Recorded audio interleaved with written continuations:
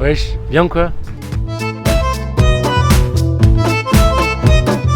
Bonjour les amis YouTube, c'est le Marco Show. Les amis YouTube, aujourd'hui on va répondre aux 7 clichés qu'on a en général du Québec. Est-ce qu'ils sont vrais, est-ce qu'ils sont faux? La réponse tu vas la voir dans la vidéo. Pour ceux qui ne me connaissent pas, bonjour, je m'appelle Marco, j'habite au Québec depuis un peu plus de 5 ans. Et sur ma chaîne, je parle un petit peu de mon expatriation, d'expériences de voyage, des challenges. Des fois l'hiver je plonge dans la neige en sous-vêtements. Et c'est un peu bizarre de dire ça. En tout cas, si tu es nouveau sur la chaîne, je te souhaite la bienvenue. N'hésite pas à t'abonner, lâcher ton like, t'as capté. Et c'est parti pour la vidéo.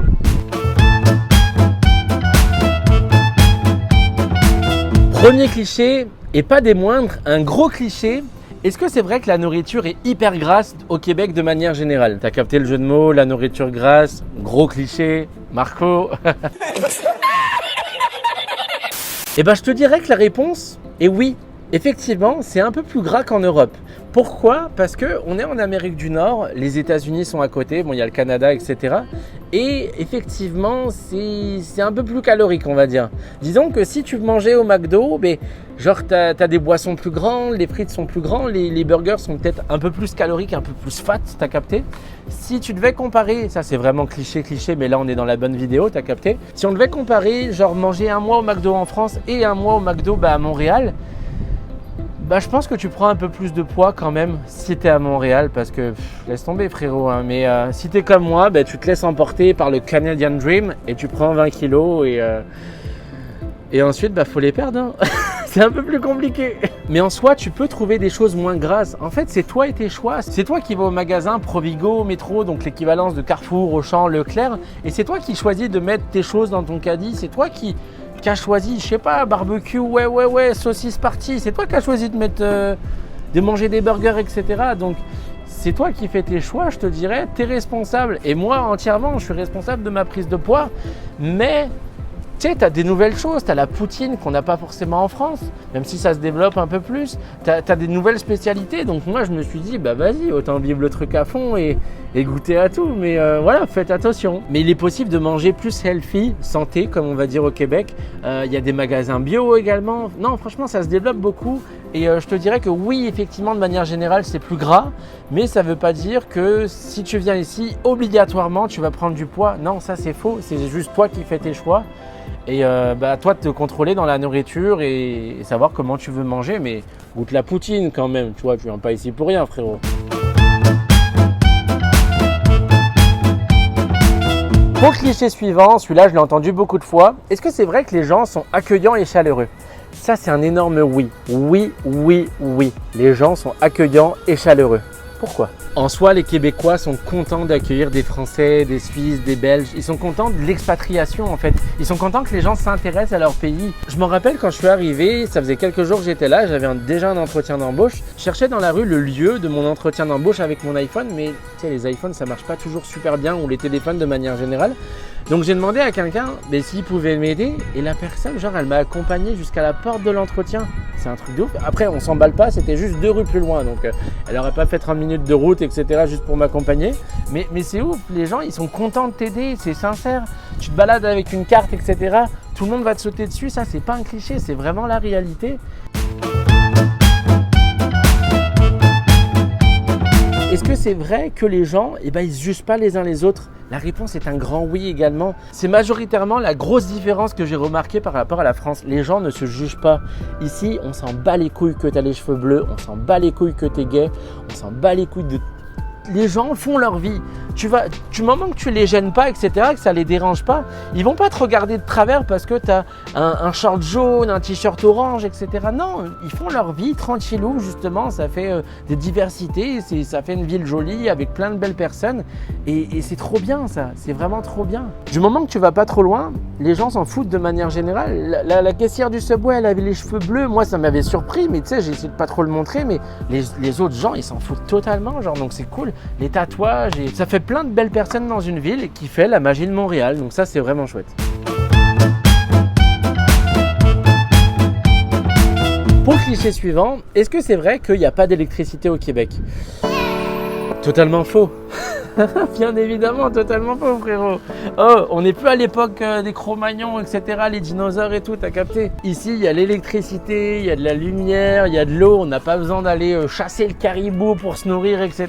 Il y a de la viande dans les magasins, vous inquiétez pas. Dans les grandes villes, c'est comme ça. Dans le Québec, au nord, un peu plus haut, en général, je sais pas, genre à 12h, 15h de Montréal en voiture, etc. Oui, effectivement, ça risque d'être un peu plus compliqué parce qu'il n'y a pas beaucoup d'habitants, il fait principalement froid. Les journées sont très courtes également au niveau de l'ensoleillement, mais de manière générale, tu sais, c'est pas l'émission chasse et pêche, là, on n'est pas dans la jungle, t'inquiète pas, il y a tout ce qu'il faut ici, donc viens-t'en. D'ailleurs, là, on est à la moitié de la vidéo, t'es en train de la kiffer, t'es en train de prendre des notes, abonne-toi, vas-y, tranquille. Dis-moi si tu veux que je fasse un deuxième épisode, n'hésite pas à m'indiquer les clichés que t'as, toi, sur le Québec, et j'y répondrai dans une deuxième vidéo.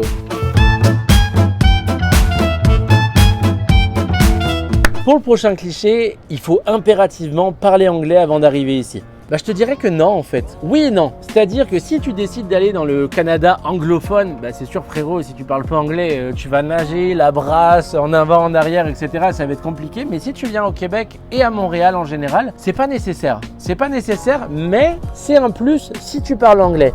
C'est-à-dire que tu auras une plus grande possibilité d'emploi, par exemple. Si tu parles anglais, par exemple, tu auras accès à 100% des emplois. Et si tu parles pas anglais, bah, seulement, je sais pas, 70%, quelque chose comme ça, mais c'est quand même bien. Après, ça va dépendre de ton domaine d'activité, si ça nécessite de parler obligatoirement anglais, mais sache que tu le fais déjà en France. Donc, mais l'anglais, tu peux vivre à Montréal sans parler un mot d'anglais. La langue principale est le français, je te le rappelle. Donc, tout le monde parle français.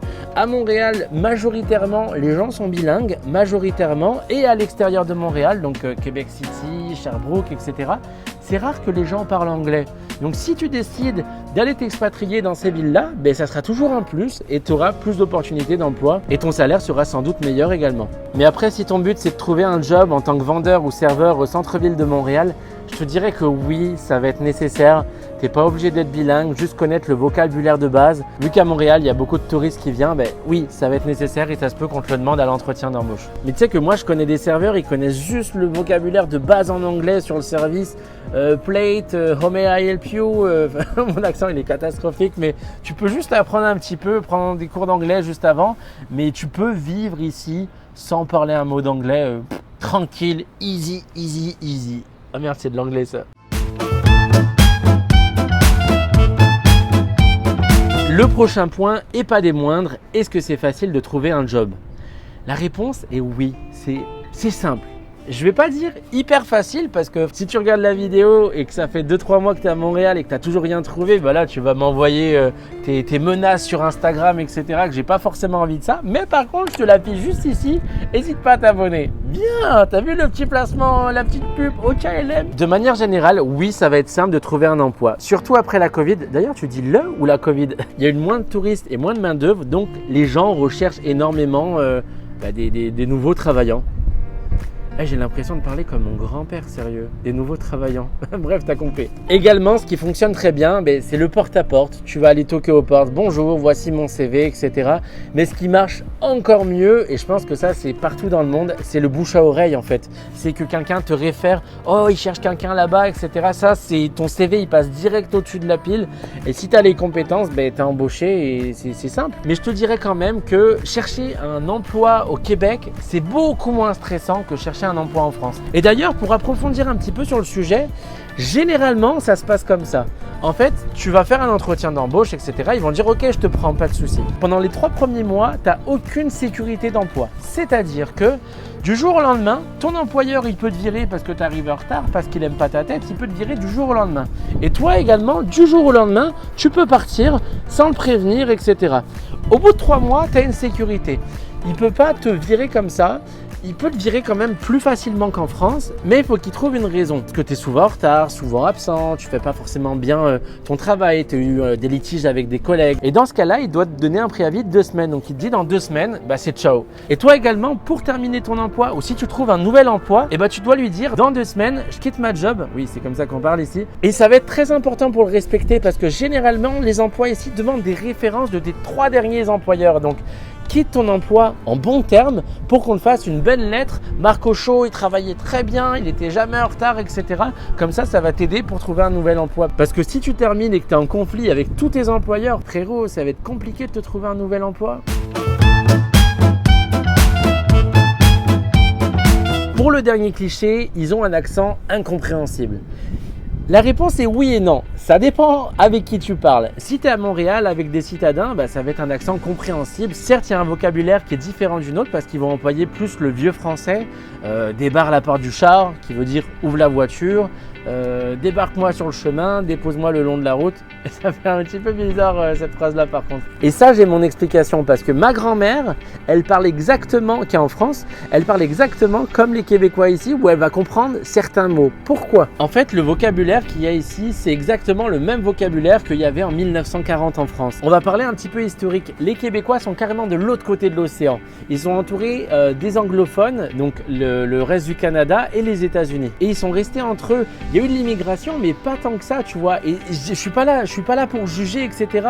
Mais en France, on a tous les pays autour de l'Europe, donc tout ce qui est Algérie, Maroc, Espagne, Portugal, Italie. Le vocabulaire s'est diversifié au fur et à mesure. C'est-à-dire qu'effectivement, en 1940, on disait débarre la porte du char. Et aujourd'hui, il y a un langage différent. Il y a le langage des jeunes également. C'est carré dans le Banks, t'as capté? Ici, ils connaissent pas ça. À part regarder les vidéos d'Amixem ou Michou ou tous les autres youtubeurs français, c'est comme ça qu'ils sont au courant de l'évolution du langage. Mais sinon, chacun crée son langage en fait, je te dirais. Et également, si tu t'éloignes et que tu vas plus dans les campagnes, là, frérot, accroche-toi, ça va être compliqué de les comprendre et même parfois les gens ne comprennent pas tout ce que je dis. Je te raconte une petite anecdote. Je travaillais à Provigo, donc c'est l'équivalence du Carrefour Auchan, au rayon charcuterie et je devais couper du jambon, t'as capté.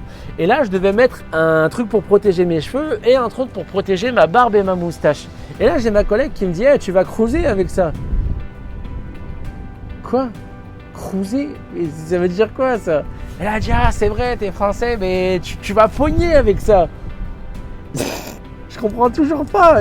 Qu'est-ce que tu veux me dire, sérieux?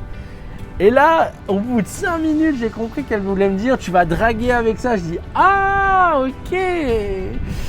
C'est différent. Mais au final, on s'adapte, on s'y fait et je suis vraiment heureux d'être ici. Bon les amis YouTube, j'espère que j'aurai répondu à un maximum de vos questions. Donc n'hésite pas, tu as les commentaires qui sont ouverts et mon Instagram qui est affiché tantôt juste là.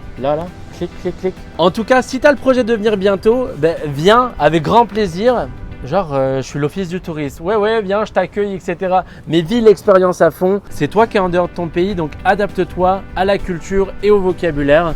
Et tout va bien se passer. En tout cas, je te souhaite de vivre un bon Canadian Dream, Québécois Dream. Bien. Montréal, franchement, c'est trop bien comme ville. Bon voilà, c'est la fin de la vidéo. Moi, je la termine toujours avec mon petit nez rouge. Et on se retrouve pour une prochaine vidéo en format de bonne humeur. Bye. Oh, franchement, le rooftop, il est carré ou pas? Bien.